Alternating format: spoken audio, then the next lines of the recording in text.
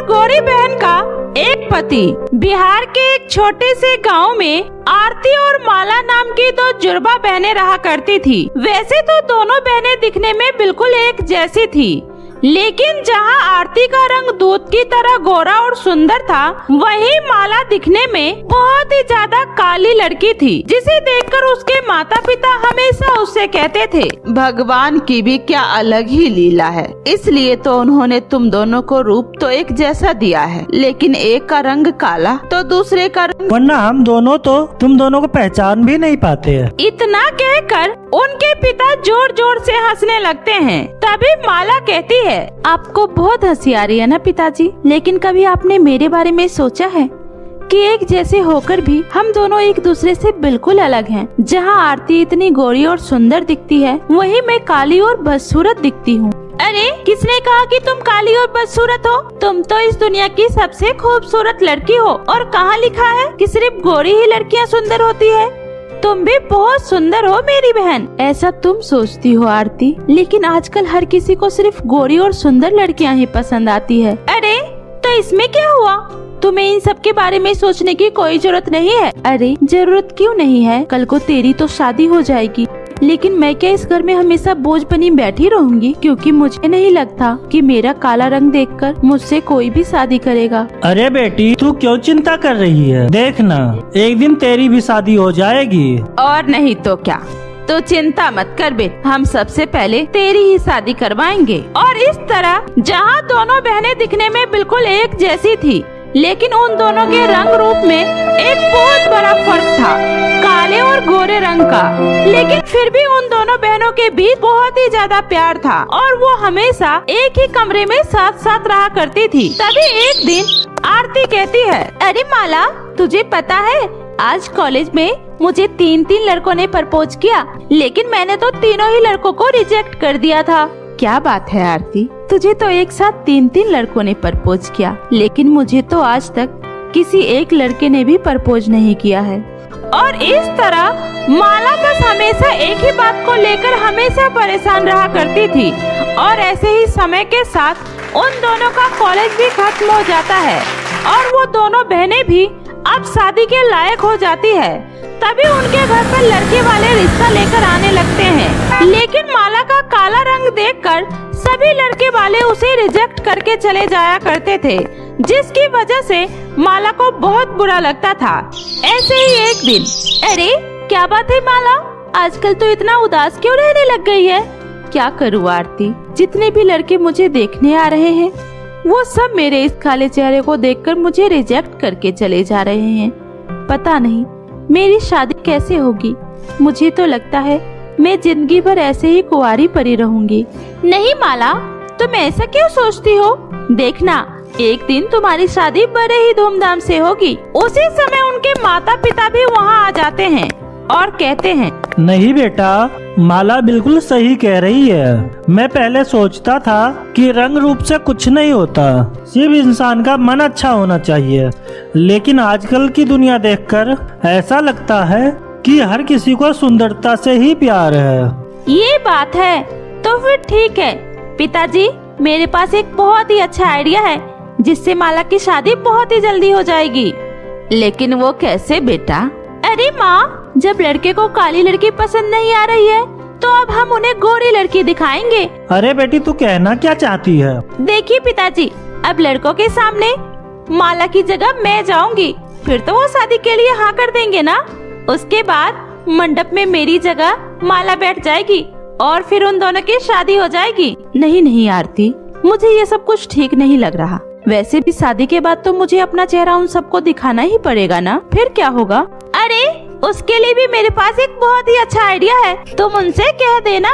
आरती की ये बात सुनकर माला को भी शादी के लिए तैयार होना ही पड़ता है, क्योंकि उसके पास इसके अलावा और कोई चारा नहीं था। ऐसे ही अगले दिन राहुल नाम का एक लड़का माला को देखने के लिए उसके घर आता है, लेकिन माला की जगह आरती तैयार होकर उनके सामने आती है और उसे देखते ही राहुल उससे शादी करने के लिए हाँ कर देता है। माँ, मुझे लड़की पसंद है, मैं इसी से शादी करूँगा।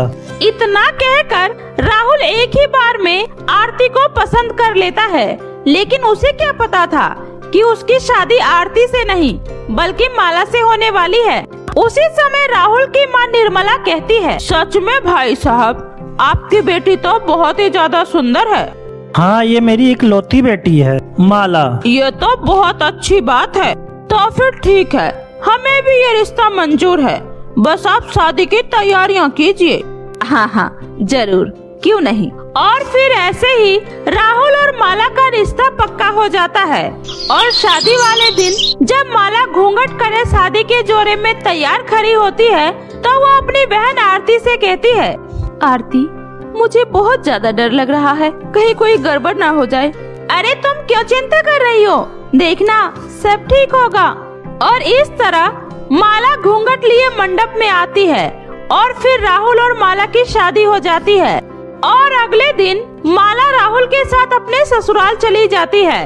और ससुराल पहुंचते ही राहुल माला से कहता है, अरे अब तो तुम अपने ससुराल पहुंच गई हो, कम से कम अब तो अपना घूंघट उठा लो। जी नहीं, अब आप सीधा रात में ही मेरा घूंघट उठाकर मुझे देखिएगा। अच्छा ठीक है, वैसे भी रात होने में कुछ ही समय बाकी है। और एक बात कहूँ, तुम बहुत ही ज्यादा खूबसूरत हो। उस दिन तुम्हें देखते ही मुझे तुमसे प्यार हो गया था।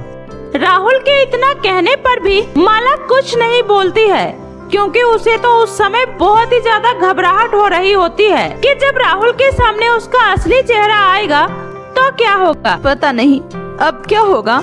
वैसे तो माला ने मुझे सब कुछ बता दिया था, लेकिन फिर भी मुझे बहुत ज्यादा डर लग रहा है। और ऐसे ही कुछ समय में रात हो जाती है और जब राहुल कमरे में आता है और जैसे ही माला का घूंघट उठाता है तो वो उसका चेहरा देखकर जोर से चिल्ला पड़ता है, अरे माँ, ये कौन है? अरे क्या हुआ आपको, आप ठीक तो हो ना? ये सब छोड़ो, पहले ये बताओ तुम्हारे चेहरे को क्या हुआ? तुम अचानक से इतनी काली कैसे हो गई? जब मैंने तुम्हें उस दिन देखा था तब तो तुम दूध की तरह एकदम गोरी थी, फिर अचानक से तुम्हारे इस रंग को क्या हो गया? हाँ मुझे पता है, मेरा चेहरा थोड़ा सा काला हो गया है। अरे थोड़ा सा? तुम तो ऊपर से नीचे तक पूरी काली हो गई हो, लेकिन ऐसा कैसे हो सकता है? अरे वो दरअसल हर रोज शादी की शॉपिंग करने की वजह से धूप में मेरा चेहरा थोड़ा सा काला पड़ गया, क्योंकि धूप बहुत तेज थी ना। अरे धूप में जाने से क्या किसी का चेहरा इतना काला हो सकता है? हाँ, वो लड़कियों की त्वचा थोड़ी सेंसिटिव होती है ना, बस इसीलिए। उस समय तो माला अपनी बातों से राहुल को बहला देती है, लेकिन अगले दिन जब उसकी सास उसका चेहरा देखती है तो वो कहती है, अरे ये क्या बहू, तेरा चेहरा अचानक से इतना काला कैसे हो गया? उस समय माला अपनी सास को भी वही कहानी सुनाती है जो उसने राहुल को बताई थी।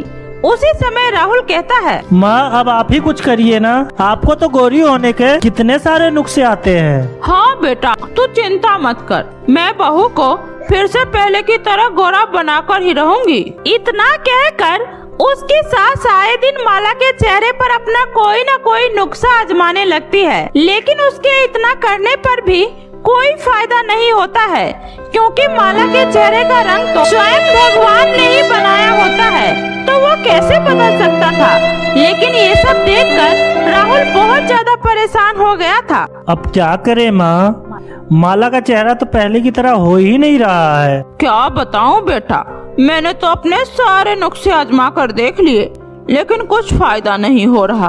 ऐसे ही एक दिन जब राहुल अपने काम पर जा रहा होता है कि उसे रास्ते में आरती दिखाई देती है, और ये देखकर राहुल को कुछ भी समझ में नहीं आता।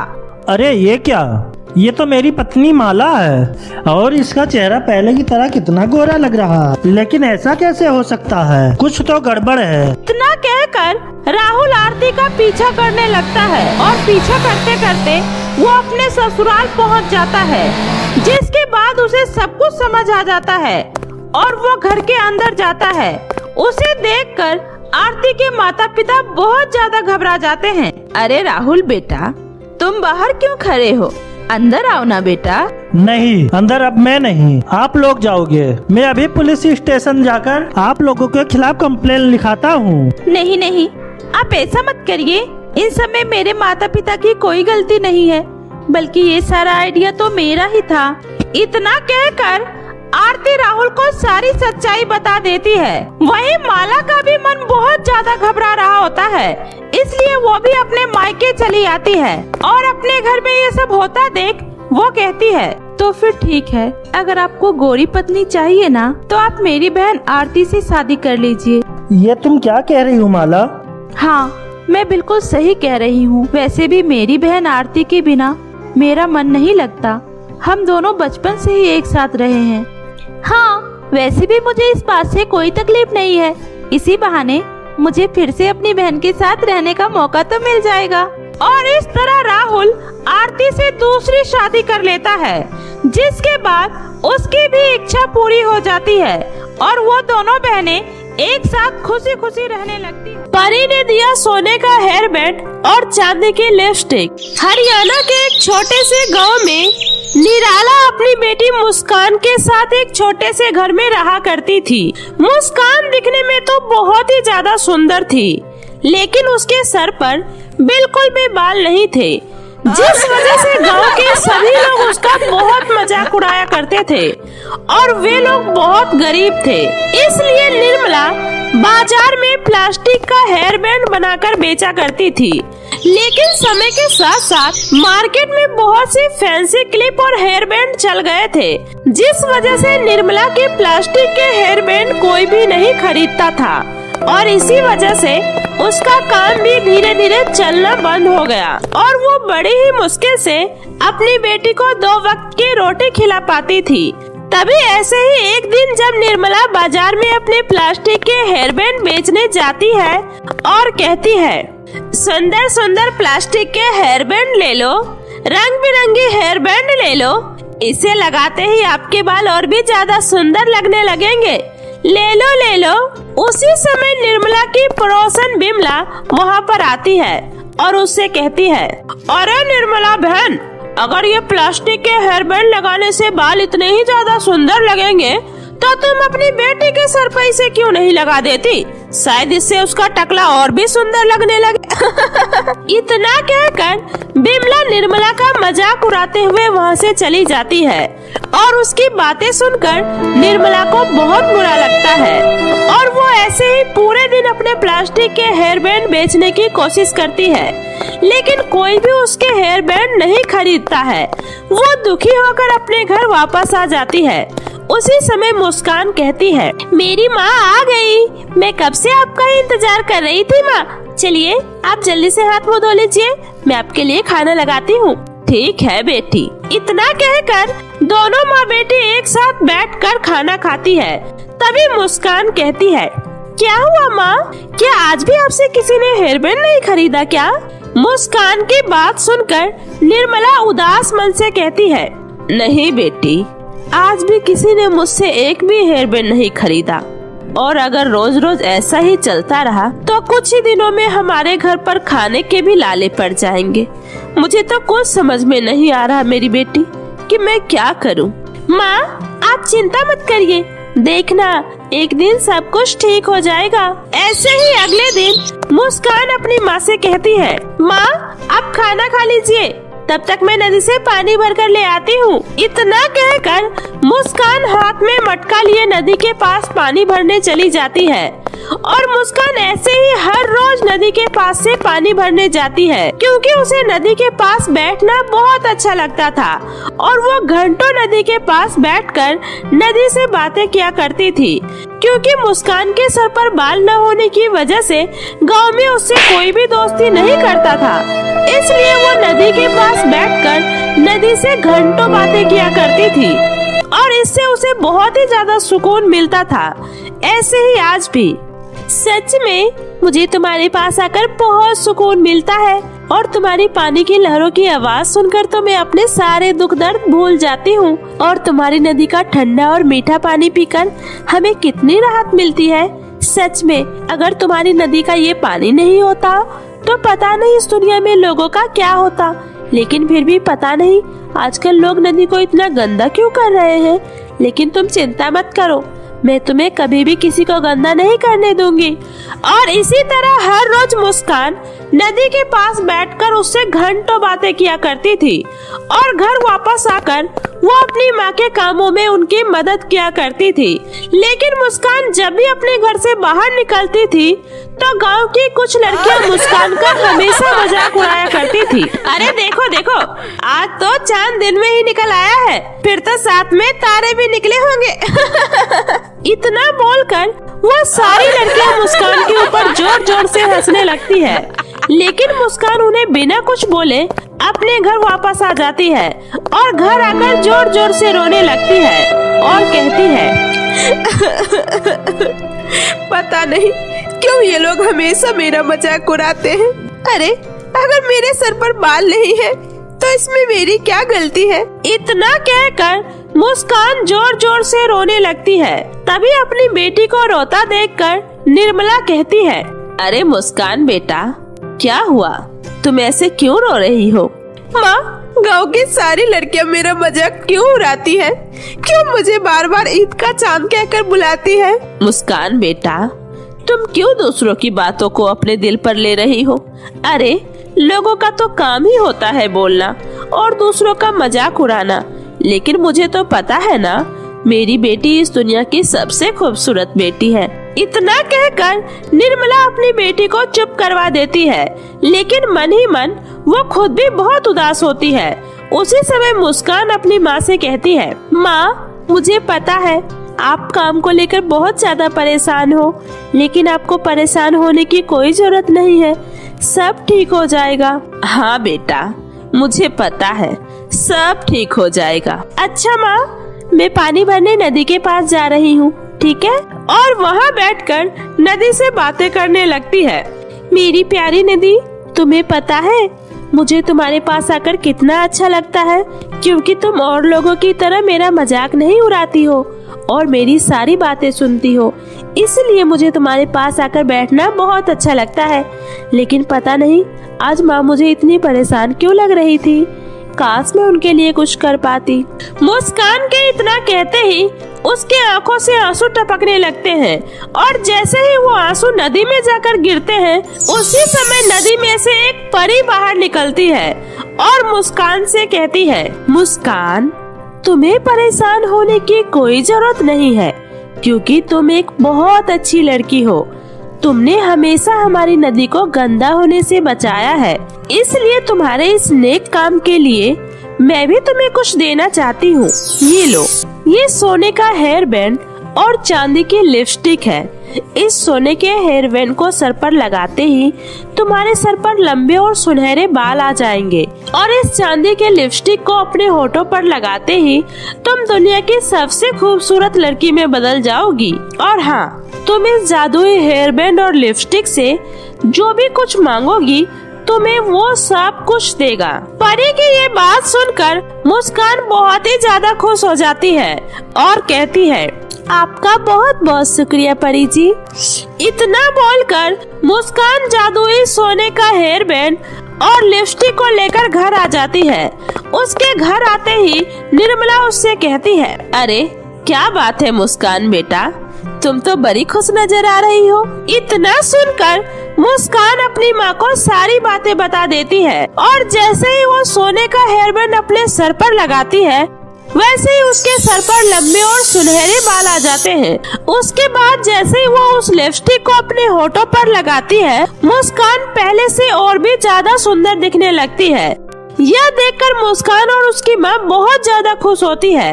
तभी मुस्कान कहती है, सच में माँ, ये तो एक चमत्कार जैसा है और ये सुनहरे बाल कितने सुंदर लग रहे हैं। हाँ मेरी बच्ची, अब तेरा कोई भी मजाक नहीं उड़ाएगा। इतना सुनकर मुस्कान कहती है, माँ, मुझे आपके लिए भी कुछ करना है। हे मेरी जादुई हेयर बैंड और लिपस्टिक, तुम मुझे अपने ही जैसा सुंदर सुंदर हेयर बैंड और लिपस्टिक दे दो। मुस्कान के इतना कहते ही जादुई लिपस्टिक और हेयर बैंड में से ढेर सारे हेयर बैंड और लिपस्टिक निकलना शुरू हो जाता है। ये देखकर निर्मला बहुत ज्यादा खुश हो जाती है और अगले दिन से ही वो बाजार में अपने जादुई हेयर बैंड और लिपस्टिक को बेचना शुरू कर देती है। और उसके हेयर बैंड और लिपस्टिक दिखने में इतने ज्यादा सुंदर लग रहे होते हैं कि हर कोई उस हेयर बैंड और लिपस्टिक को खरीदने के लिए मजबूर हो जाता है। देखते ही देखते निर्मला के सारे हेयर बैंड और लिपस्टिक बिक जाती है और उसकी बहुत अच्छी खासी कमाई हो जाती है। और निर्मला के जादुई हेयर बैंड जो कोई भी लगाता उससे उसके बालों की सुंदरता बहुत ज्यादा बढ़ जाती और लिपस्टिक लगाने से उसकी खूबसूरती बढ़ जाती, जिस वजह से गांव में हर जगह निर्मला के हेयर बैंड और लिपस्टिक की चर्चा होने लगती है और हर कोई सिर्फ निर्मला से ही हेयर बैंड और लिपस्टिक खरीदना चाहता है।